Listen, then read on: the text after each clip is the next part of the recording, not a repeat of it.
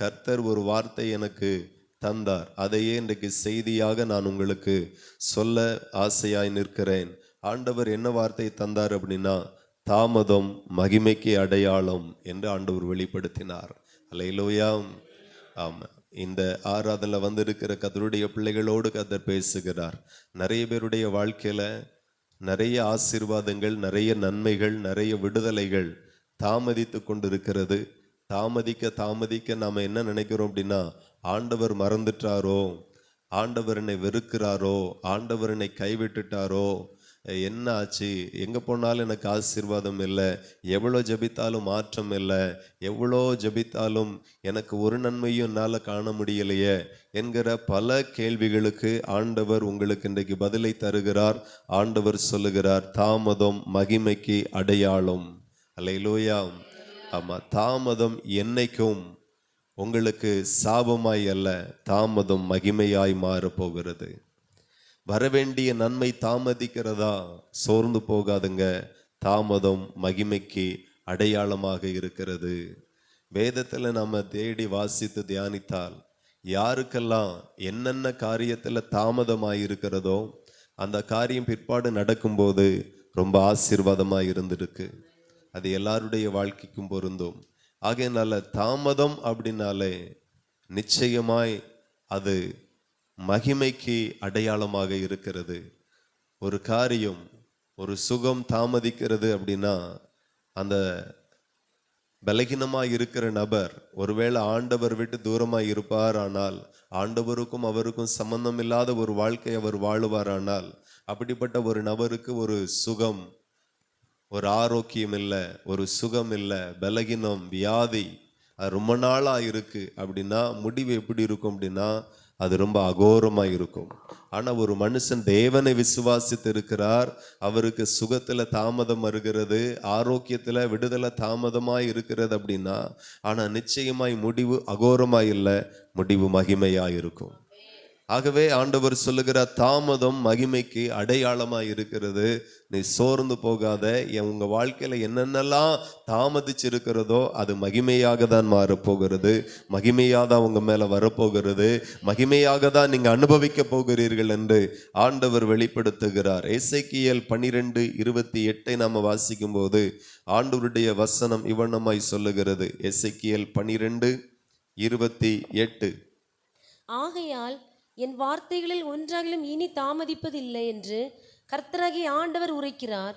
நான் சொன்ன வார்த்தை நிறைவேறும் என்று கர்த்தராகிய ஆண்டவர் உரைக்கிறார் என்று அவர்களுடைய சொல் என்றார். ஹல்லேலூயா.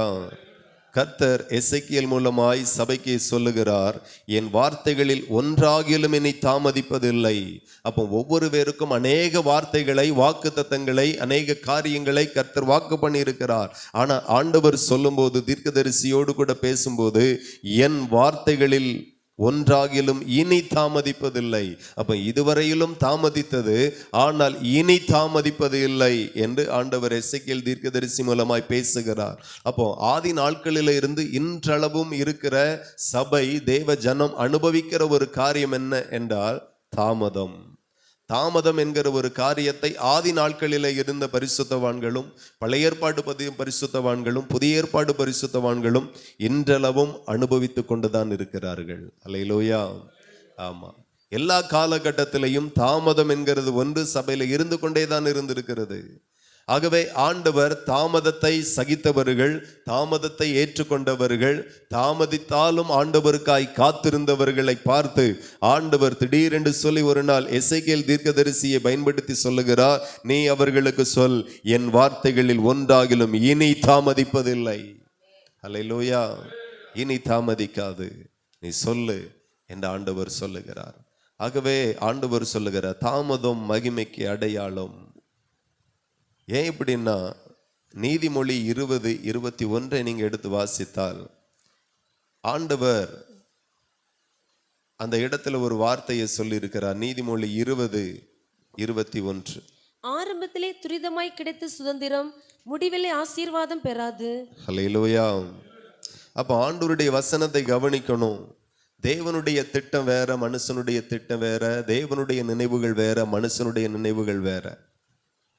அப்போ தேவனுடைய திட்டத்துல ஒரு காரியம் இருக்கிறதை வேதம் இந்த இடத்துல வெளிப்படுத்துகிறது. தேவனுடைய திட்டத்துல என்ன இருக்கிறது அப்படின்னா, ஆரம்பத்திலே துரிதமாய் கிடைத்த சுதந்திரம் முடிவிலே ஆசீர்வாதம் பெறாது.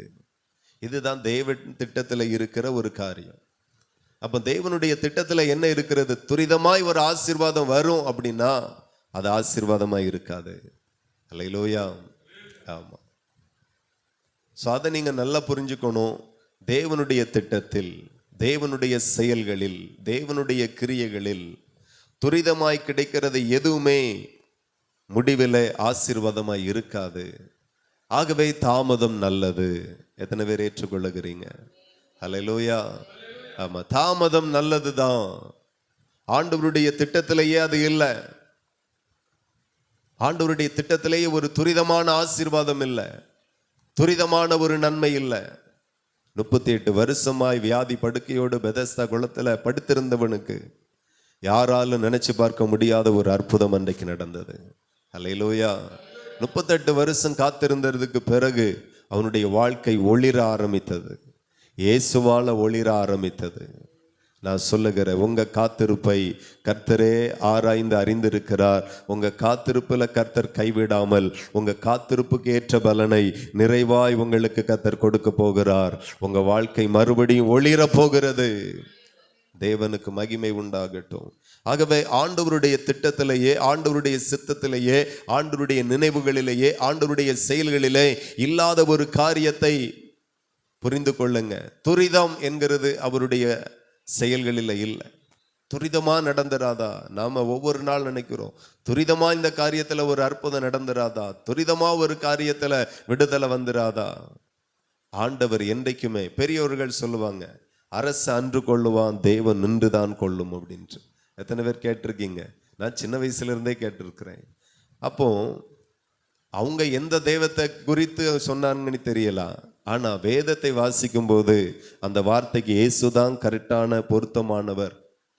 ஆகவே தேவனுடைய செயல் எப்போதுமே துரிதமாய் இருக்காது, அது தாமதமாக தான் இருக்கும். அவர் தாமதிக்கிறார் என்கிறதற்கு இது அர்த்தம் இல்லை அவர் உங்களை மறந்து விட்டார் அல்லது கைவிட்டு விட்டார் அல்லது தள்ளி விட்டார் என்கிறதற்கு இது அர்த்தம் இல்லை. அவர் தாமதிக்கிறார் என்றால் தாமதம் மகிமைக்கு அடையாளமாய் இருக்கிறது. அதை ஒவ்வொருவரும் புரிந்து கொள்ளணும். தேவன் தானே தாமதிக்கிறார். மனுஷன் தாமதிக்கிறான் அப்படின்னா ஏமாத்துறான்னு அர்த்தம். கர்த்தர் தாமதிக்கிறார் என்றால் மகிமையானவைகளை உனக்கு கொடுக்க அவர் சித்தமாய் இருக்கிறார் என்ற அர்த்தம். எத்தனை பேருக்கு புரியுது? மனுஷன் தாமதிக்கிறான். நாகர்கோயில்ல இருப்பாங்க, சொல்லுவாங்க, இன்னும் வடக்கங்குளம் தாண்டி வந்துட்டே இருக்கிறோம். நாகர்கோயில இருந்து புறப்படவே இல்லை ஆளு. அதான் உண்மை. நாமளும் வடக்குங்குளத்துல இருந்ததுல வரக்கு எவ்வளவு நேரம் தான் ஆகும்? ஒரு 20 நிமிஷம் ஆகுமா? ரொம்ப மெல்ல வந்தாலும் 25 நிமிஷம் ஆகுமா? இங்க 3/4 மணி நேரம் ஆயிற்று. உடனே நாம என்ன நினைப்போம்? என்னாச்சு என்ன ஆச்சு? அதனுடைய அர்த்தம் மனுஷன் தாமதிக்கிறான் அப்படின்னா ஏமாற்றுகிறான்னு அர்த்தம். சில ஆட்கள் சொல்லுவாங்க, 2 நாள்ல தந்துருதேன், ஒரு 2000 ரூபா தாங்க. அல்லேலூயா. ஆமா, கொடுத்து பாருங்க, 2 மாசம் ஆனாலும் வராது. அடுத்த சொல்லுவாங்க, பொறுத்ததே பொறுத்திய 10ஆம் தேதி வரை பொறுங்க. ஆனா எந்த 10ஆம் தேதினையும் சொல்ல மாட்டாங்க, எந்த வருஷத்தினுடைய 10ஆம் தேதினையும் சொல்ல மாட்டாங்க. 10ஆம் தேதிக்கு தாரேன். அப்படி எத்தனையோ 10ஆம் தேதி போயிடும். நிறைய பேர் அப்படிதான் இருக்கிறாங்க. மனுஷன் ஒரு காரியத்தை குறித்து, ஒரு வாக்கை குறித்து அவன் தாமதிக்கிறான் அப்படின்னா அவன் உங்களை ஏமாத்துறான்னு அர்த்தம். ஆனா கர்த்தர் ஒரு காரியத்தை குறித்து தாமதிக்கிறார் அப்படின்னா மகிமையானதை கொடுக்க போகிறார் என்ற அர்த்தம். கரங்களை தட்டி தேவனை மகிமைப்படுத்துங்க. நிச்சயமாய் உங்க வாழ்க்கையில தாமதமாய் கொண்டிருக்கிற காரியத்துல நீங்க நிச்சயமாய் மகிமையை காண்பீர்கள். இதுதான் தேவனுடைய சித்தத்துல, செயல்களில இருக்கிற ஒரு ரகசியம். அப்ப ஆண்டவருடைய வார்த்தை சொல்லுகிறது, ஆரம்பத்திலே துரிதமாய் கிடைத்த சுதந்திரம் முடிவிலே ஆசீர்வாதம் பெறாது. துரிதமா கிடைச்சிட்டுனா கஷ்டம். அது திடீர் பணக்காரருக்கும் ரொம்ப கஷ்டப்பட்டு அப்படியே கொஞ்சம் கொஞ்சமா வளர்ந்த பணக்காரர்களுக்கும் ரொம்ப வித்தியாசம். திடீர் பணக்காரர்கள் எப்படி இருப்பார்கள் அப்படின்னா, ஆமா, உங்களுக்கு சொல்லவா வேணும், நிறைய பேரை பார்த்துருப்பீங்க. திடீர் நீ பணக்காரன் ஆயிடுவாங்க. அவன் முழிக்கிற மொழியும், அவன் வர வருத்தம், பேசுற பேச்சும், அப்பா கஷ்டம். ஆனா ஆரம்பத்துல இருந்தே கஷ்டப்பட்டு உழைச்சி கஷ்டப்பட்டு கொஞ்சம் கொஞ்சமா வேகத்துல முன்னேறி இருப்பாங்க. ஆனா அவங்கள்ட்ட நல்ல பண்புகள் இருக்கும், நல்ல ஸ்பாவங்கள் இருக்கும், நல்ல அர்ப்பணிப்புகள் இருக்கும், நல்ல சகிப்பு இருக்கும், நல்ல புரிந்து கொள்ளுதல் இருக்கும், இப்படி நிறைய காரியங்கள் இருக்கும். ஆனா திடீர் பணக்காரர்களிடத்துல எதுவுமே இருக்காது. சோ தேவனுடைய திட்டத்துல ஒரு காரியம் இருக்கிறது, தாமதம் பண்ணுகிறது. சோ ஆண்டவர் தாமதிக்க நீங்களும் அவருடைய சமூகத்துல நீங்க காத்திருங்க, விசுவாசத்துல காத்திருங்க, ஜெபத்துல காத்திருங்க, உண்மை உள்ளவர்களாய் காத்திருங்க, உத்தம இருதயத்தோடு காத்திருங்க. தேவனை சந்தித்து மோசே வரக்கு தாமதமாயிற்று. இஸ்ரவேல் ஜனங்கள் மலையின் அடிவாரத்துல காத்திருந்து அவங்க சொல்லிட்டாங்க, ஏனும் மோசே வரமாட்டாரு, மோசைக்கு என்ன ஆச்சுன்னு தெரியல, எங்க போனார்னு தெரியல, என்னைக்கு வருவார்னு தெரியல. ஒண்ணு பண்ணுவோம், கன்றுக்குட்டி ஒண்ணு உண்டாக்கி நாம அதை ஒரு தேவனாய் மாற்றி அதை பின்பற்றுகிறவர்களாய் மாறுவோம் என்று சொல்லி தாமதத்தை சகிக்க மனதில்லாதவர்களாக தேவனுக்கு பதில் ஒரு கன்றுக்குட்டியை உண்டாக்கினார்கள். தாமதிக்க மனதில்லாதவர்களுடைய மனங்கள் இப்படிதான் யோசிக்கும். தாமதிக்கிறதை சகிக்கிறவர்கள் இன்றைக்கு இல்லைன்னா என்றாக்கிலும் ஒரு நாள் என் தேவன் என்னை நினைத்தருளுவார். ஹல்லேலூயா. நிச்சயமாய் நினைத்தருளுவார். உங்களை அவர் ஏமாற்ற மாட்டார். உறவுகள் ஏமாற்றும், நண்பர்கள் ஏமாற்றுவார்கள், நம்பினவர்கள் ஏமாற்றுவார்கள். ஆனா நீங்க நம்பி இருக்கிற இந்த இயேசு ஒரு நாளும் ஒருவரை ஏமாற்றினது கிடையாது. உங்களையும் அவர் ஏமாற்றவே மாட்டார். ஏமாற்றுதல் என்கிறது தேவனுடைய அகராதியிலே கிடையாது. அவர் உங்களை ஆசீர்வதிப்பார். நீங்க கவனித்தால் ஆபிரகாமினுடைய வாழ்க்கையில ஒரு 2 விஷயத்தை நம்ம பார்க்க போகிறோம். ஒன்று என்ன அப்படின்னா, ஆபிரகாமை பார்த்து ஆண்டவர் சொல்லுகிறார், நான் உன்னை ஆசீர்வதிப்பேன், பெரிய ஜாதியாக்குவேன், பெருகவே பெருக பண்ணுவேன். இப்படி எல்லாம் ஆண்டவர் வாக்குத்தத்தம் பண்ணுகிறார். ஆபிரகாம் காத்து கொண்டிருக்கிறார். ஆனா ஆபிரகாமுடைய மனைவிக்கு காத்திருக்க மனசு இல்லை. அல்லேலூயா. ஆமா, எனக்கு எப்படியெல்லாம் குழந்தை பாக்கியம் இருக்குமோ என்னதோ தெரியல, ஆகையினால ஆகார மறுமனையாட்டியா எடுத்துக்கொண்டு அவள் மூலமாகிலும் என்னுடைய வீடு கட்டப்படட்டும் என்று சொல்லி காத்திருக்க மனதில்லாத சாராள் ஆபிரகாமுக்கு சொல்லுகிறாள். அல்லேலூயா. இப்போ கர்த்தருக்குள்ளாய் வந்து கர்த்தரை ஏற்றுக்கொண்டு கர்த்தருடைய வாக்குத்தத்தத்தை பற்றி எவ்வளவு நாள் ஆகுது அப்படின்னா ஒரு 10 வருஷம் ஆகுது. அல்லேலூயா. ஆமா, ஒரு 10 வருஷம் ஆகுது. திட்டம் இப்படி வருது. ஆபிரகாம் தொந்தரவு தாங்க முடியாம ஓகே சொல்லிட்டார். ஆனா என்னைக்கு மறுமனையாட்டியாக சேர்த்தாரோ அன்றில இருந்து பிரச்சனை ஆரம்பிக்கிறது. அல்லேலூயா. என்ன நடக்கிறது? ஆதியாகமம் 16:4 எடுத்து வாசித்தால், ஆதியாகமம் 16 அதிகாரம் 4வது வசனம். அவன் ஆகாரோடு சேர்ந்தபோது அவள் கர்ப்பம் தரித்தாள். அவள் தான் கர்ப்பவதியானதை கண்டபோது தன் நாச்சியாரை அற்பமாக எண்ணினாள். அல்லேலூயா. வீட்டுக்குள்ள குழப்பம் வந்துட்டு. ஆமென். ஆமா, ஆபிரகாமினுடைய மனைவி ஆகாருடைய எஜமானி. இப்ப ஆகார் கர்ப்பம் தரித்ததுனால சாராளை அற்பமாய் பார்க்கிறாள், அசிங்கமா பார்க்கிறாள். எப்படி இருந்திருக்கும்? ஒரு குழப்பம். நான் சொல்லுகிறேன், கர்த்தர் சீக்கிரமாய் உங்களுக்கு கொடுத்த அந்த நல்வார்த்தைக்கு அவர் சீக்கிரமாய் இறங்குவார். நீங்க அதுக்கு மட்டும் காத்திருங்கணும். நிறைய குறுக்கு வழிகள் எல்லாம் இருக்கும். ஆனா நமக்கு ஒரே ஒருவர் தான் வழி, அவர் தான் இயேசு கிறிஸ்து, அவருடைய வார்த்தை. ஆபிரகாம் கர்த்தருடைய வாக்குத்தத்தத்தை பெற்று 10 வருஷம் ஆகல, இப்படி ஒரு திட்டம் வருகிறது. கடைசியில் அதை செய்யும் போது வீட்டுக்குள்ள பெரிய பிரச்சனை வருகிறது. சமாதானம் போகுது, சந்தோஷம் போகுது, நிம்மதி போகுது. இவ அற்பமா பேசுகிறதும் அற்பமா பார்க்கிறதும் அற்பமாய் மற்றவர்களிடத்துல சொல்லுகிறதும் காதுகளுக்கு வர வர வேதனை வேதனை. இப்போ உடனே கம்ப்ளைண்ட் யார் இடத்துல போகுது? ஆபிரகாம் இடத்துல போகுது. ஆபிரகாம் சொல்லிட்டாரு, உனக்கு என்ன செய்யணுமோ செய், எப்படி செய்யணுமோ செய். ஆபிரகாம் ஒதுங்கிட்டார். இப்போ ஆபிரகாமுடைய மனைவி ஆகாரை கொடூரமாய் நடத்த ஆரம்பிக்கிறாள். அல்லேலூயா. இதுவரைக்கும் அப்படி நடத்தினது கிடையாது. அற்பமாய் பார்த்ததுனால, அற்பமாய் பேசினதுனால இவளும் அப்படி மாறுகிறாள். என்னைக்குமே தேவனுடைய வார்த்தைக்கு நாம தாமதமானாலும் காத்திருப்போமேயானால் நமக்கு என்றென்றைக்கும் சமாதானம் இருக்கும். அல்லேலூயா. ஆமா, சந்தோஷம் இருக்கும், குழப்பம் வராது. மனசுல கஷ்டம் இருந்தாலும் குழப்பம் வராது. மனசுல வருத்தங்கள் இருந்தாலும் பிரச்சனைகள் வராது. என்னைக்குமே விசுவாசத்துல நிலை நில்லுங்க. ஆண்டவர் சொன்னதை காலம் தாமதமானாலும் நிறைவேற்றுகிறதில் அவர் ஒரு நாளும் மறக்கிற தேவன் அல்ல. சொன்னதை செய்து முடிக்கிற தேவன் அவர். காலதாமதமாகலாம், ஆனால் ஒரு நாளும் அவர் சொன்னதை, வாக்கு பண்ணினதை நிறைவேற்றாமல் இருந்ததே கிடையாது யாருக்கும். அவர் சொன்னதை செய்து முடிக்கிற நல்ல தேவனாயிருக்கிறார். இன்னைக்கு நிறைய பேருக்கு குறுக்கு வழிகள், அதை இப்படி செய்யலாம், இதை இப்படி செய்யலாம். ஊழியத்துக்கு வந்தாச்சு, ஊழியத்துல இருந்துட்டா நிறைய பேருக்கு ஊழியம் ஆசீர்வதிக்கப்படல, ஊழியத்துல வருமானம் இல்லை, குறுக்கு வழி ஏதாகிலும் உண்டா, அப்படி தேடுகிறவர்களும் உண்டு. விசுவாச பிள்ளைகள் இருக்கிறாங்க, அவர்களுக்குள்ளாங்க அப்படிதான். ஆசீர்வதிக்கப்படல, என்ன செய்யலாம்? கொஞ்சம் கள்ளத்தனம் பண்ணுவோமா? நான் சொல்லுகிறேன், கர்த்தர் உங்களை ஆசீர்வதிக்கிறது உண்மை. நிச்சயமாய் தேவன் உங்களை ஆசீர்வதிக்க போகிறார். நீங்க அவருக்காக காத்திருக்கணுமே தவிர, குறுக்கு வழியில போவேன், கர்த்தர் எனக்கு இறங்குவார் அப்படின்னா அந்த குறுக்கு வழியில நீங்க மட்டும்தான் போகணும், அவர் வரவே மாட்டார். எத்தனை பேருக்கு புரியுது? ஹல்லேலூயா.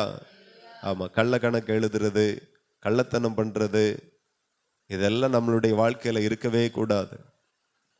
கர்த்தர் என்னை ஆசீர்வதிப்பார், அந்த ஆசீர்வாதத்தை நான் சுதந்தரிப்பேன். அந்த ஆசீர்வாதத்தை நான் எப்படியாகிலும் பிறகு நான் குறுக்கு வழியையோ ஒரு கெட்ட வழியையோ ஒரு நாளும் நான் தேடக்கூடாது. கர்த்தருக்காய் காத்திருப்பேன். அவர் என் வழிகளை ஆசீர்வாதமாய் மாற்றுவார். ஒரு நாள் வரும், சீக்கிரமாய் வரும், ஒரு நாள் வரும், கண்டிப்பாய் வரும். வாக்குத்தத்தத்தை பெற்றவர்கள் சந்தோஷப்படுகிற ஒரு நாட்கள் வருகிறது. தரிசனத்தை பெற்றவர்கள் மகிழுகிற ஒரு நாட்கள் வருகிறது. யாருக்கு தெரியும்? அந்த நாள் இந்த நாளாய் கூட இருக்கலாம். ஆபிரகாமுக்கு ஆண்டவர் வாக்குத்தத்தத்தை கொடுத்து காக்க வச்சார். 10 வருஷம் காத்து கொண்டே இருக்கிறார். நிறைய பேருக்கு 10 வருஷமா, அல்லேலூயா, 10 வருஷமா, 15 வருஷமா.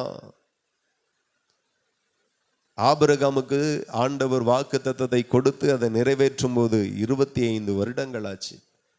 அது வரைக்கும் முறுமுறுக்காமல் மெய்தியாயிருந்தான். ஆனா சாராளுக்கு இருக்க முடியல. எப்படி ஆகலும் என் வீடு கட்டப்படணும், என் வீடு கட்டப்படணும்னு குறுக்கு வழியில போனா கடைசியில் அவளுக்கு தான் அது நிந்தையாய் மாறுச்சு, மன உளைச்சலா மாறுச்சு, அவமானமா மாறுச்சு, பிரச்சனையாய் மாறுச்சு. வாக்கு தத்தத்தை நீங்க நிறைவேற்ற வேண்டாம், வாக்கு தத்தத்தை வாக்கு பண்ணினவர் நிறைவேற்றுவார். நிறைய பேர் நாம எதையாகலும் செய்து நிறைவேற்றிடலாமா? உங்களால ஒன்னையும் செய்ய முடியாது. தலையில் இருக்கிற முடி கூட அவருக்கு சித்தம் இல்லாம ஒன்றும் தரையில விழவும் செய்யாது, தலையில இருக்கவும் செய்யாது. ஆமென்.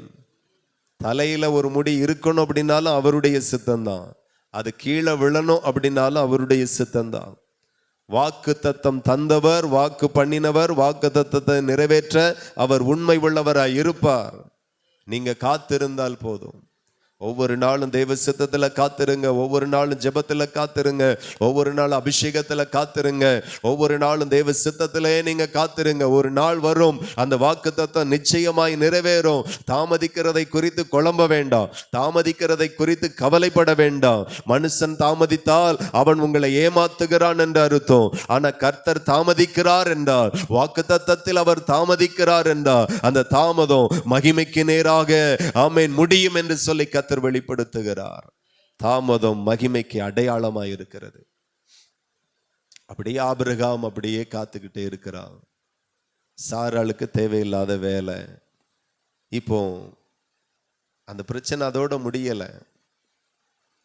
இப்போ பார்த்தீங்கன்னா இஸ்மவேலை குறித்து கர்த்தருடைய வார்த்தை சொல்லுகிறது. அதே 16 ஆதியாகமம் 16:12 குறித்து வாசிப்போம். ஆதியாகமம் 16:12. அவன் துஷ்ட மனுஷனாய் இருப்பான், அவனுடைய கை எல்லாருக்கு விரோதமாகவும் எல்லாருடைய கையும் அவனுக்கு விரோதமாகவும் இருக்கும், தன் சகோதரர் எல்லாருக்கும் எதிராக குடியிருப்பான் என்றார். அல்லேலூயா. ஆமா, வாக்கு தத்தத்தை அவர் நிறைவேற்றி இருந்தால் அது ரொம்ப மகிமையாய் இருந்திருக்கும். ஆனா இவர்களே அந்த வாக்கு தத்தை நிறைவேறக்கு ட்ரை பண்ணதுனால இப்ப வேற மாதிரி ஆயிப்போச்சு.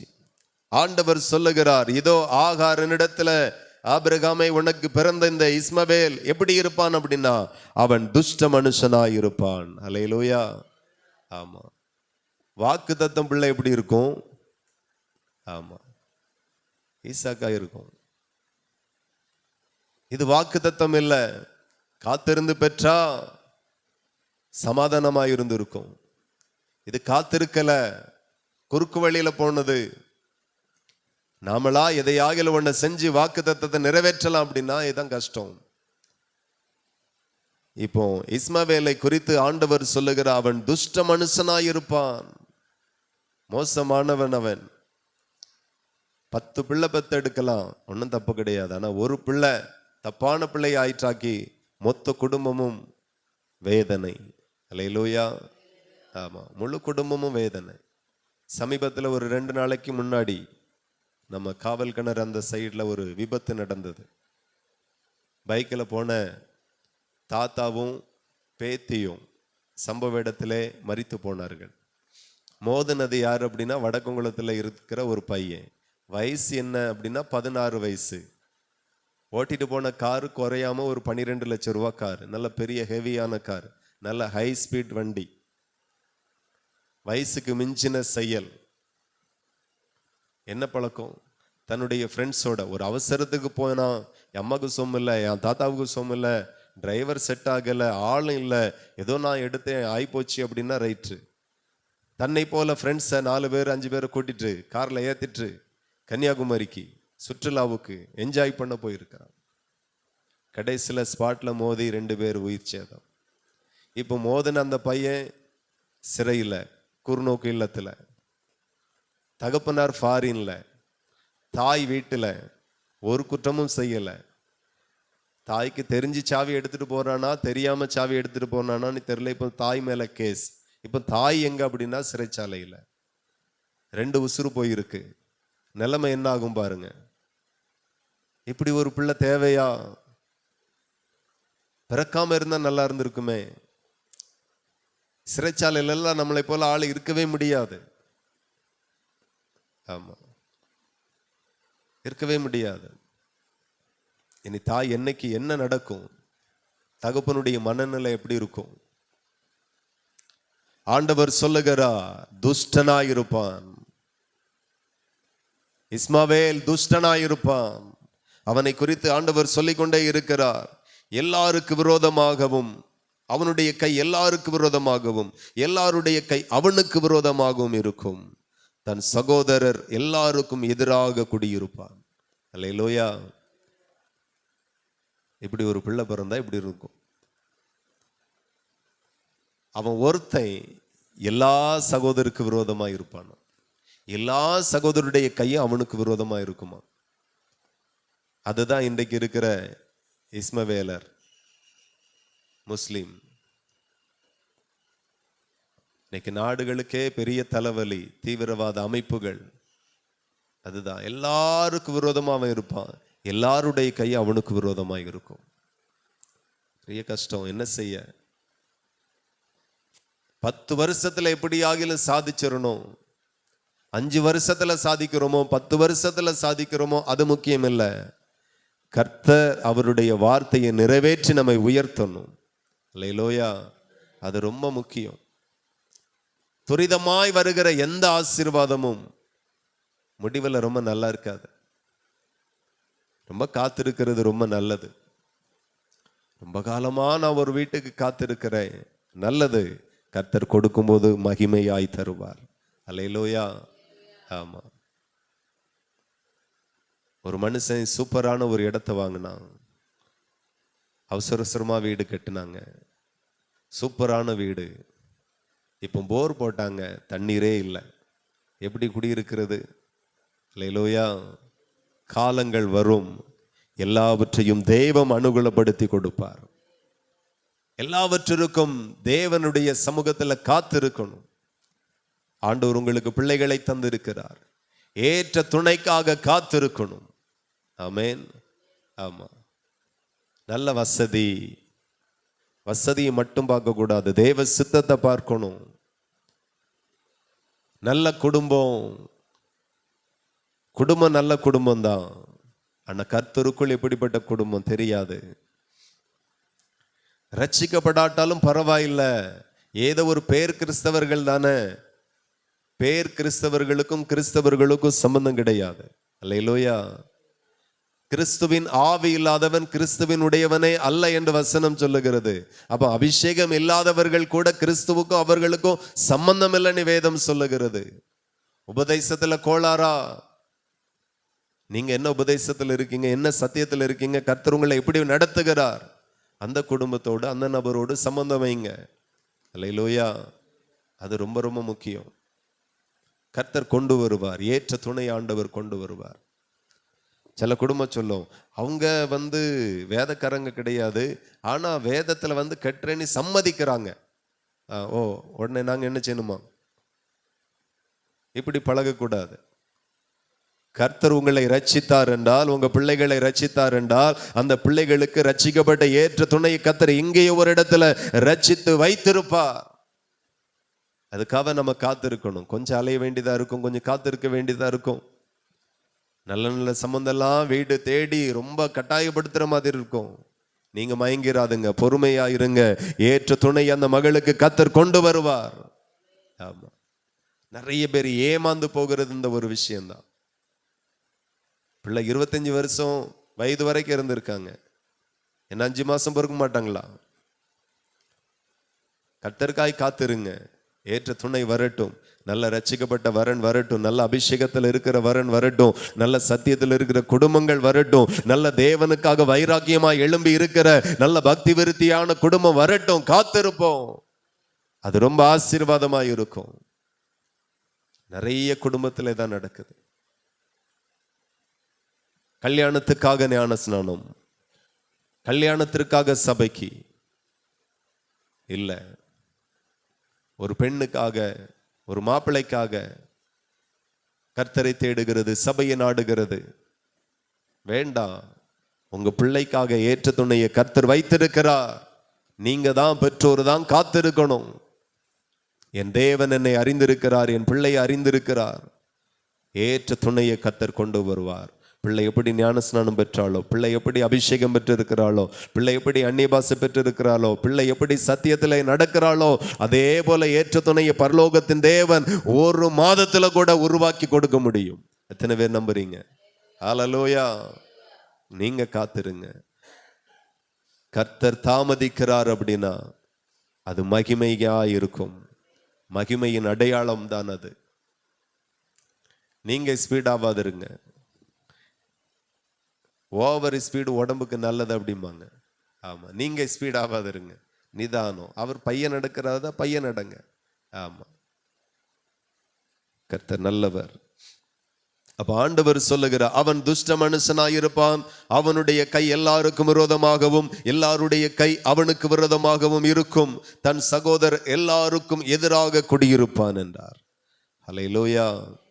சரி, இதோட போச்சா? இன்னும் பாத்தீங்கன்னா ஸ்தோத்திரம் 21, ஆதியாகமம் 21:9.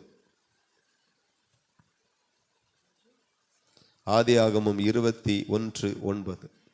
பின்பு எகிப்து தேசத்தாளாகிய ஆகார் ஆபிரகாமுக்கு பெற்ற குமாரன் பரியாச பண்ணுகிறதை சாராள் கண்டு ஆபிரகாமை நோக்கி, இந்த அடிமை பெண்ணையும் அவள் மகனையும் புறம்பே தள்ளும், இந்த அடிமை பெண்ணின் மகன் என் குமாரனாக ஈசாக்கோடு சுதந்திரவாளியா இருப்பதில்லை என்றாள். ஹல்லேலூயா. இவ குறுக்கு வழியில போய் வாக்குத்தத்தத்தை அடைய நினைத்ததுனால அவளுக்கு சமாதானமே இல்லை. அவனை குறித்து கர்த்தர் சொன்னது எவ்வளவு உண்மை என்கிறதை நாம கவனிக்கணும். 16ஆம் அதிகாரம் 12 ஆண்டவர் சொல்லுகிறார், அவன் துஷ்ட மனுஷனாயிருப்பான், அவனுடைய கை எல்லாருக்கும் விரோதமாய் இருக்கும், எல்லாருடைய கையும் அவனுக்கு விரோதமாய் இருக்கும். கருவில் இருக்கும் போதே கர்த்தர் சொல்லுகிறார். இப்போ பிறந்த பிறகு பார்த்தீங்கன்னா, இப்போ வாக்குத்தத்தம் பண்ணப்பட்ட பிள்ளை 25வது வருஷத்துல பிறக்குது. அல்லேலூயா. இப்போ வாக்குத்தத்தம் பண்ணப்பட்ட அந்த சந்ததி வரும்போது அவனுக்கு 1 வயசு, இவனுக்கு ஒரு 15 16 வயசு. அவன் கிண்டல் பண்ணுகிறான், அல்லேலூயா, பரியாசம் பண்ணுகிறான். தாயினுடைய இருதயம் எப்படி இருக்கும்? உங்க பிள்ளையும் நீங்க நிறைய சொல்லுவீங்க, ஆனா நான் ஒன்று சொன்ன போதும் உங்க முகம் போற போக்கு இருக்கே, ஏ அப்பா. ஆமா, நீங்க அதே இது 1000 சொல்லுவீங்க, நான் ஒன்று சொல்லட்டும் அவ்வளோதான், என்ன ஒரு ஆள் ஒன்று சொல்லட்டும் அவ்வளோதான். அதே போலதான் சாராளுக்கு இருந்திருக்கும். அவ பிள்ளை என்ன ஒரு பிள்ளை ஒரு மாதிரி சொல்லிட்டு தாங்க முடியல. ஸோ பிரச்சனை ஆண்டவருடைய வாக்கு தத்தத்திற்காய் காத்திருக்கும் போது அது 25 வருஷம் ஆச்சு. ஆனா அந்த பிள்ளை தேவன் அவனுக்கு கொடுத்த பிள்ளை. அல்லேலூயா. ஆமா, 100வது வயது இருக்கும்போது ஈசாக்கை வாக்கு தத்தம் பண்ணப்பட்ட பிள்ளை ஆண்டவர் கொடுத்தார். அந்த பிள்ளை வாக்கு தத்தத்தின் பிள்ளை. இந்த இஸ்மவேல் மாம்சத்திற்குரியவன், அவன் ஆவிக்குரியவன். எத்தனை பேருக்கு புரியுது? ஆவிக்குரியவன் வேற, மாம்சத்திற்குரியவன் வேற. ஆமா, வாக்குத்தத்தம் பண்ணப்பட்ட பிள்ளை. அவனுக்கு ஒரு குமாரனை ஆண்டவர் கொடுக்கிற, அவன் தான் யாக்கோபு. அவன் மூலமாய் 12 கோத்திரங்கள் எழும்புகிறது தேசத்துல. அல்லேலூயா. இவனமாய் இஸ்ரவேலின் 12 கோத்திரத்தினுடைய பிதாவாக அவன் மாறுகிறான். கர்த்தருடைய நாமத்திற்கு மகிமை உண்டாகட்டும். அந்த வரிசையில தான் இயேசு கிறிஸ்து வருகிறார். இப்படி நிறைய சொல்லிட்டே போகலாம். தாமதம் மகிமைக்கு அடையாளம் என்று சொல்லி நல்லா புரிந்து கொள்ளுங்கள். ஒரு காரியம் தாமதமாகுது, ஒன்றும் கலங்காதுங்க, ரொம்ப நல்லதா முடியும். யாரெல்லாம் அவசரப்பட்டு ஏதாகிலும் ஒன்று செய்கிறாங்களோ அவங்க கன்னிகளிலே மாட்டுவாங்க. ஆமா, வேடனுடைய கண்ணிகளை மாட்டுவார்கள். நீங்க கவனித்தால் 1 சாமுவேல் 13:8 மாத்திரம் வாசித்து நம்ம முடிப்போம். 1 சாமுவேல் 13:8. அவன் தனக்கு சாமுவேல் குறித்திருந்த காலத்தின்படி 7 நாள் மட்டும் காத்திருந்தான். சாமுவேல் கில்காலுக்கு வரவில்லை. ஜனங்கள் அவனை விட்டு சிதறி போனார்கள்.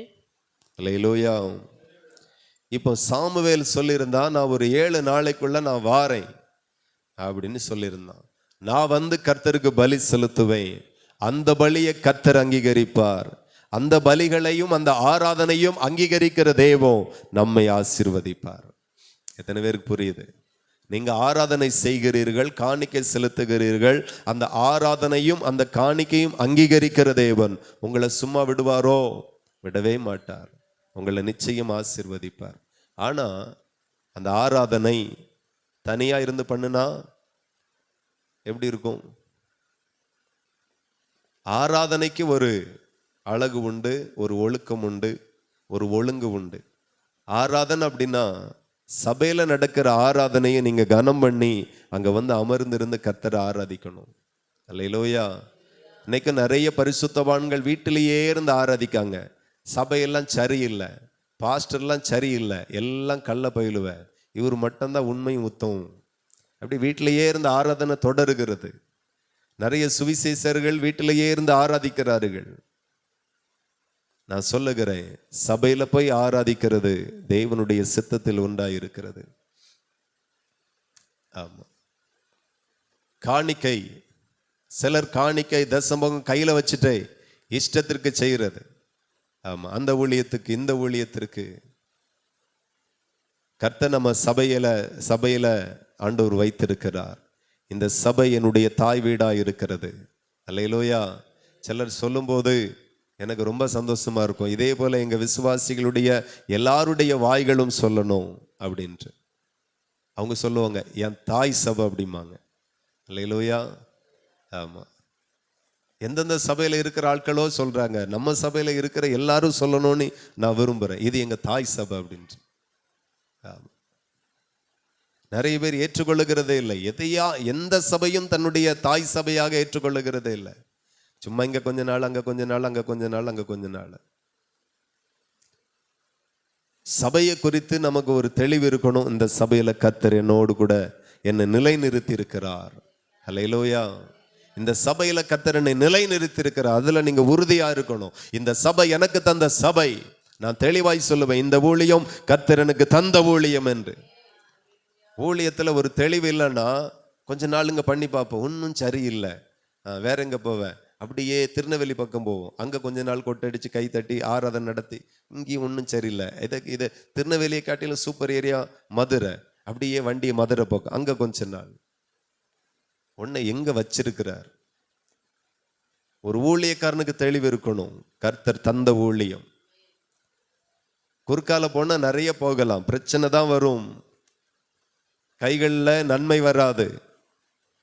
அவன் கை எல்லாருக்கும் விரோதமா இருக்குமா? எல்லாருடைய கை உனக்கு விரோதமா இருக்குமா? இப்படியே மதுரையில போய் ஊழியம் செய்யும் போது என் கை எல்லாருக்கும் விரோதமாகவும் எல்லாரு கையும் எனக்கு விரோதமாக இருந்தா எப்படி இருக்கும்? அங்க இருந்து நினைப்பேன், இதுக்கு ராதாபுரமே பரவாயில்லை. ஊழியக்காரனுக்கு ஒரு தெளிவு இருக்கணும், எந்த சபை, எந்த ஊழியம், எந்த இடம். ஆமா, இன்னைக்கு கொஞ்ச நாள் இங்க, கொஞ்ச நாள் அங்க. கர்த்தர் கொண்டு போனா ரைட். நிறைய பேரை கர்த்தர் கொண்டு போக மாட்டாங்க, அவங்களே கர்த்தரை கொண்டு போவாங்க.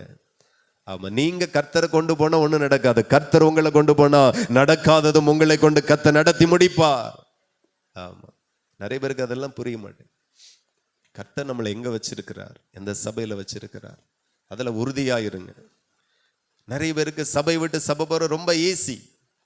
உபதேசம் சரியில்லை, கண்டிப்பா நீங்க பொய்தான் ஆகணும், அது தேவனுடைய சித்தத்துல உண்டு. சத்தியம் சரியில்லை, அதனால வந்தேன், நீங்க ரொம்ப ஆசீர்வாதமா இருப்பீங்க. ஆனா சத்தியம் சரியாய் போதிக்கப்படுகிறது. ஒரு மனுஷன் இருக்கிறான், சாட்சி கேடு, ஆகையினால நான் மாறினேன், 100% ஒத்துக்கிட்டுறேன். ஆமா, சாட்சி கெட்டவனு கூட இருந்தா நீங்களும் கெட்டு போயிருவீங்க. அவன் துர்க்கிரியைகளை நம்ம பங்காகவே கூடாது, விட்டு விலகி போறது நல்லது. ஆமா, அதுவும் சில ஆட்கள் சின்ன சின்ன ஒரு காரணத்துக்காக சொல்லுவாங்க, அப்படி இல்லை. பண விஷயம், பெண் விஷயம் சரியில்லை, மொழி சரியில்லை, பேச்சு சரியில்லை, செயல் சரியில்லை, ரைட். கண்டதுக்கெல்லாம். ஒரு நாள் ஒரு விசுவாசி என்னை பார்த்து குறை சொல்லிச்சு, அவர் சாபமா பேசுறாரு, அதனால போக மாட்டேன். இதுக்கெல்லாம் என்கிட்ட பதில் இல்லை. வேதத்துல 2 தான் இருக்கு, ஒண்ணு ஆசீர்வாதம், என்ன ஒண்ணு சாபம், 2 தானே இருக்கு. அப்ப அவங்க என்ன சொல்றாங்கன்னா, ஆசீர்வாதத்தை மட்டும் பேசு, சாபத்தை பேசாத. அப்ப சாபத்தை நான் யாருக்கு பேச சொல்லுங்க, யாருக்கு பேச? அப்படி பேசின எஜமான் என்ன சும்மா விடுவாரா? கர்த்தர் என்ன சும்மா விடுவாரா? கஷ்டம். கர்த்தர் தந்த வார்த்தைகளை 2ம் கலந்தாய் தெளிவாய் பேசணும். சின்ன சின்ன குறைகளை சொல்லிட்டு போகக்கூடாது. சபைக்கு போகிறது நிறைய வாய்ப்புகள் இருக்கு, பக்கத்துல, பக்கத்து ஊர்ல, பக்கத்து எல்லாம் நிறைய வாய்ப்புகள் இருக்கு. ஆனா உங்களுக்கு ஒரு தெளிவு இருக்கணும், இது கர்த்தர் எனக்கு தந்த சபை, அதுல ஒரு உறுதி. இப்ப இந்த இடத்துல சாமுவேல் வரக்கு கொஞ்சம் தடை, கொஞ்சம் தாமதம் ஆயிற்று. இவனே போய் ஆராதனை செய்கிறான், இவனே போய் பலி செலுத்துகிறான். இவன் யார்? இவனுக்கு என்ன தகுதி இருக்கிறது, என்ன ரைட்ஸ் இருக்கிறது? தகுதியை விட்டுருவோம். யார் அந்த அதிகாரத்தை தந்தார்? அல்லேலூயா. ஆண்டவர் எல்லாரும் அவருக்கு ஊழியம் செய்யணும்னு கர்த்தர் விரும்பல. பழைய ஏற்பாட்டு காலத்துல நல்லா புரிஞ்சுக்கணும், யார் ஆசாரியர்களாக அபிஷேகம் பண்ணப்பட்டு இருக்கிறார்களோ, எந்த கோத்திரத்தை கர்த்தர் தெரிந்தெடுத்தாரோ அந்த கோத்திரத்தை சார்ந்தவர்கள் மட்டுமே கர்த்தருக்கு ஆராதனை, ஆமென், பலிகளை செலுத்தணும். சும்மா கண்டவனும் வந்தவனும் போனவனும் ராஜாவும் வேலையாளும் யுத்த வீரனும் ஆண்டவருக்கு பலி செலுத்துகிறதை கர்த்தர் ஒருபோதும் அங்கீகரிக்கவே மாட்டார். கொஞ்சம் காத்திருந்திருக்கலாம், ஆனா காத்திருக்கல. இவனே போய் கர்த்தருக்கு பலி செலுத்தினான். பலி செலுத்தி முடிஞ்ச உடனே சாமுவேலும் வந்தார். என்னாச்சு வாசிப்போம். சாமுவேல் 13:8 9 வாசிப்போம். 1 சாமுவேல் 13:9. அப்பொழுது சவுல் சர்வாங்க தகன பலியையும் சமாதான பலியையும் என்னிடத்துல கொண்டு வாருங்கள் என்று சொல்லி சர்வாங்க தகன பலியை செலுத்தினான். அப்போ அவன் இப்படியே தகன பலியிட்டு முடிக்கிற போது இதோ சாமுவேல் வந்தான். சவுல் அவனை சந்திக்க போகிறான். இப்போ 11 வாசித்தால் நீர் செய்தது என்ன அப்போ என்று சாமுவேல் சாமுவேல் கேட்கிறான். கேட்டதற்கு, சாமுவேல் தீர்க்கதரிசி கேட்கிறான், நீ என்ன செஞ்ச, என்ன செஞ்சுட்டு வர? அல்லேலூயா. ஏன் அந்த பலி செலுத்த வேண்டியது சாமுவேல், சவுல் கிடையாது. சவுல் ராஜாவா இருந்தாலும் யார் செய்யணுமோ அந்த வேலையை அவன்தான் செய்யணும். அல்லேலூயா. ஆமா, சபையில நீங்க யார்? விசுவாசிகள். அந்த வேலைகளில கரெக்டா இருக்கணும். சபையில நான் யார்? ஊழியக்காரன். அந்த வேலையில ஒரு ஊழியக்காரன் கரெக்டா இருக்கணும். ஆமா, ஒரு பைபிள் ஸ்டடி, ஒரு உபவாச ஜெபம், ஒரு ஆராதனை ஊழியக்காரன் போட்டுட்டு இங்கே சுத்திட்டு இருக்க கூடாது. எனக்கு ஞானம் இல்லை, இன்னைக்காச்சும் ஒரு நாள் உடம்புக்கு முடியாது, அது வேற. ஆமா, ஸோ அவரவருடைய வேலையை அவரவர் ஆண்டவருக்கு முன்பதாக உண்மை முத்தமாய் செய்யணும். அல்லேலூயா. காத்திருக்கல, கர்த்தருடைய சித்தத்திற்கு காத்திருக்கல, இவன் செய்துட்டான். சாமுவேல் சொல்லுகிறான், வாசிங்க, நீர் செய்தது என்ன? 11. நீர் செய்தது என்ன என்று சாமுவேல் கேட்டதற்கு, சவுல் ஜனங்கள் என்னை விட்டு சிதறி போகிறதையும் குறித்த நாட்களின் திட்டத்திலே நீர் வராததையும் பெலிஸ்தர் மிக்மாசிலே கூடி வந்திருக்கிறதையும் நான் கண்டபடியினாலே கில்காலில் பெலிஸ்தர் எனக்கு விரோதமாய் வந்து விடுவார்கள் என்றும் நான் இன்னும் கர்த்தருடைய சமூகத்தை நோக்கி விண்ணப்பம் பண்ணவில்லை என்றும் எண்ணி துணிந்து சர்வாங்க தகனபலி செலுத்தினேன் என்றான். அல்லேலூயா. துணிந்து நான் இதை செய்தேன். துணியாதிருங்கள். துணிந்து செய்கிறவர்கள் நிறைய பேர் இருக்கிறாங்க. துணிந்து செய்கிறவர்கள், துணியாதிருங்கள்.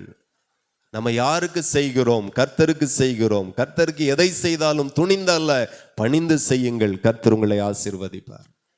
சோ இவன் துணிந்து செய்தான். உடனே சாமுவேல் தீர்க்கதரிசி சொல்லுகிறான், சாமுவேல் சவுலை பார்த்து புத்தியினமாய் செய்தீர், நீர் ஞானமாய் செய்யவில்லை, மதியினமாய் செய்தீர். நீர் புத்தியாய் செய்யவில்லை, புத்தியினமாய் செய்தீர்.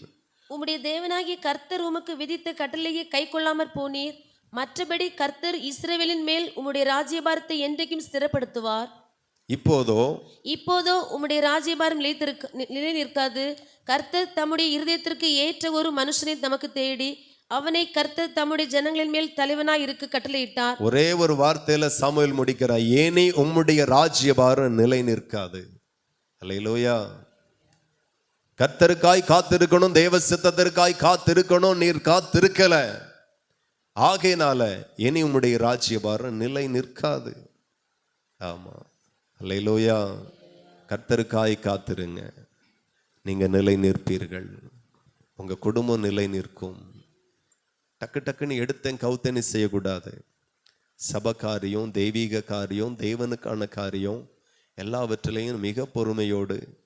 நான் பல நாட்கள் நினைச்சிருக்கிறேன், இந்த ஊழியத்தை விட்டு போயிடுமா, இந்த ஊழியத்தை விட்டு போயிடுமா, இல்லை ஊழியத்தை விட்டே போயிடுமா, நெருங்கினவர்களோடு புலம்பி இருக்கிறேன்.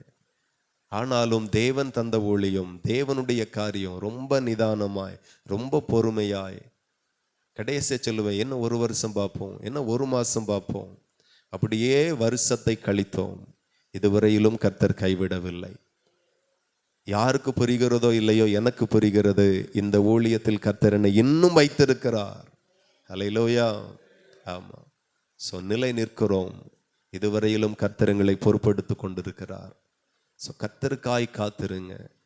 கஷ்டமா இருந்தாலும் காத்திருங்க, நெருக்கப்பட்டாலும் காத்திருங்க, பலகீனப்பட்டாலும் தேவனுக்காய் காத்திருங்க. உங்க தாமதம் மகிமையின் அடையாளமாய் முடிய போகிறது. கர்த்தர் தாமதிக்கிறார் அப்படின்னா மகிமையின் அடையாளமாய் அது இருக்கிறது. ஸோ விசுவாசித்து தேவ சமூகத்தில் நம்மை தாழ்த்தி ஜெபிப்போம். ஹல்லேலூயா. அன்புள்ள தகப்பனே, நல்ல பிதாவே, மிகுந்த ஆசீர்வாதமான இந்த நேரத்திற்காக மனதார ஆண்டவருக்கு நன்றி சொல்லுகிறோம். இந்த இடத்துல வந்திருக்கிற எல்லாரையும் ஆசீர்வதிங்கப்பா. எல்லா பிள்ளைகள் மேல உம்முடைய கரம் இருப்பதாக. எல்லா குடும்பத்தின் மேல தெய்வ ஆசீர்வாதம் இருப்பதாக. நிறைய கேள்விகளோடு ஆண்டவரே, நிறைய எதிர்பார்ப்போடு இந்த பூமியில வாழ்ந்து கொண்டிருக்கிற ஒவ்வொரு மக்களுக்காக ஆண்டவரே உம்மை துதிக்கிறேன். விசுவாச மக்களை கர்த்தர் ஆசீர்வதிப்பீராக. விசுவாச குடும்பத்தாரை தேவன் ஆசீர்வதிப்பாராக. ஆண்டவரே, வாழ்க்கையில வாக்குத்தத்தங்கள் நிறைய தாமதமாகி கொண்டிருக்கிறது. தரிசனங்கள் நிறைய தாமதமாகி கொண்டிருக்கிறது. ஆமென். தாமதம், ஆமென், ஏன் எதனால என்கிற அநேக குழப்பங்களும் அநேக சோதனைகளும் வேதனைகளும் அநேகருடைய இருதயத்தில் இருக்கிறது. இந்த தாமதம் மகிமைக்கு அடையாளம் என்று சொல்லி ஆண்டவர் வெளிப்படுத்தின இந்த வார்த்தைக்காக நன்றி சொல்லுகிறோம், நன்றி சொல்லுகிறோம். ஆமென். சில வருடங்கள் தாமதித்தாலும் இன்னும் சில வருடங்கள் காத்திருங்க. இந்த தாமதம் மகிமையாய் மாறுகிறதை உங்க கண்கள் நிச்சயமாய் காணும், உங்க கண்கள் நிச்சயமாய் காணும். ஆமென். மனுஷன் தாமதிக்கிறான் என்றால், ஆமென், கொடுத்த வார்த்தையில வாக்குல, ஆமென், ஸ்தோத்திரம், அவன் உங்களை ஏமாற்றுகிறான் என்று அர்த்தம். ஆனா கர்த்தர் தான் கொடுத்த வாக்குத்தத்தத்துல தாமதிக்கிறார் என்றால் அதை விட ரொம்ப மகிமையாய் உங்களுக்கு செய்ய போகிறார் என்று அர்த்தம். ஆகவே விசுவாசத்தோடு ஸ்தோத்திரம் பண்ணி ஆண்டவரை மகிமைப்படுத்தி ஒவ்வொரு நாளும் தேவனுக்காய் காத்திருங்க. நிச்சயம் கர்த்தர் உங்களை ஆசீர்வதித்து உயர்த்துவாராக. அன்புள்ள தகப்பனே, இன்னும் காத்திருக்கிற கிருபையை தாருங்க, காத்திருக்கிற பலனை தாருங்க, காத்திருக்கிற இருதயத்தை தாருங்க, அந்த சிந்தையை தாருங்க. கர்த்தருங்களோடு கூட இருந்து எங்களை ஆசீர்வதிங்க. இந்த உபவாச ஜெபத்துல வந்த எல்லா தேவ பிள்ளைகளையும் ஆண்டவர் ஆசீர்வதிங்க, ஆசீர்வதிங்க, நன்மைகளால நிரப்புங்க. இன்னும் பெரிய காரியங்களை செய்யுங்க. உங்க நல்ல நாமம் தொடர்ந்து மகிமைப்படட்டும். இந்த உபவாச ஜெபத்துல பங்கெடுத்த ஒவ்வொரு பேரையும் ஆசீர்வதியும். இன்னும் வராத பிள்ளைகளுக்காக ஜெபிக்கிறோம். அநேகரை கர்த்தர் கொண்டு வந்து, ஆமென், ஜெபிக்க, தேசத்திற்காக ஜெபிக்க வைங்க, ஆசீர்வதிங்க. இயேசுவின் நாமத்தில் ஜெபிக்கிறோம் ஜெபங்களும் நல்ல பிதாவே, ஆமென். என் ஆத்துமாவே கர்த்தரை ஸ்தோத்திரி, என் முழு உள்ளமே பரிசுத்த நாமத்தை ஸ்தோத்திரி. என் ஆத்துமாவே கர்த்தரை ஸ்தோத்திரி, கர்த்தர் செய்த சகல உபகாரங்களை மறவாதே. ஆமென். கர்த்தராகிய இயேசு கிறிஸ்துவினுடைய கிருபையும் பிதாவாகிய தேவனுடைய அன்பும் பரிசுத்த ஆவியின் ஐக்கிய சிநேகாவலும் இன்றும் இன்னும் சதா காலமும் நாம் அனைவரோடும் என்னைக்கும் இருப்பதாக. ஆமென்.